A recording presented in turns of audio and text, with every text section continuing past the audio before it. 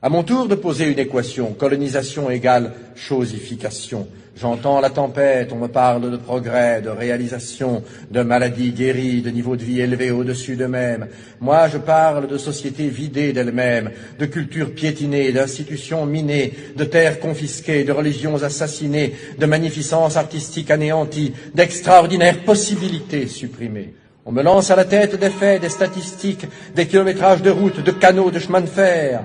Je parle de millions d'hommes arrachés à leur Dieu, à leur terre, à leurs habitudes, à leur vie, à la danse, à la sagesse. Je parle de millions d'hommes à qui l'on a inculqué savamment la peur, le complexe d'infériorité, le tremblement, l'agenouillement, le désespoir, le larbinisme. On m'en donne plein la vue de tonnages de coton ou de cacao exportés, d'hectares d'oliviers ou de vignes plantées. Moi, je parle d'économie naturelle, d'économie harmonieuse et viable, d'économie à la mesure de l'homme indigène, désorganisé, de culture vivrière détruite, de sous-alimentation installée, de développement agricole orienté selon le seul bénéfice des métropoles, de rafles de produits, de rafles de matières premières.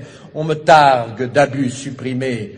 Moi aussi, je parle d'abus, mais pour dire qu'aux anciens, très réels, on en a superposé d'autres, très détestables. On me parle de tyrans locaux mis à la raison, mais je constate qu'en général, ils font très bon ménage avec les nouveaux, et que de ceux-ci aux anciens et vice-versa, il s'est établi, au détriment des peuples, un circuit de bons services et de complicité. On me parle de civilisation, je parle de prolétarisation et de mystification. Pour ma part, je fais l'apologie systématique des civilisations para-européennes.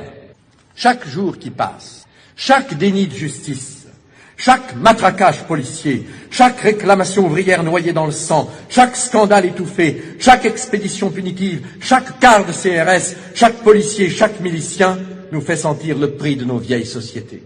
C'étaient des sociétés communautaires, jamais de tous pour quelques-uns. C'étaient des sociétés pas seulement antécapitalistes, comme on l'a dit, mais aussi anticapitalistes. C'étaient des sociétés démocratiques toujours, c'étaient des sociétés coopératives, des sociétés fraternelles.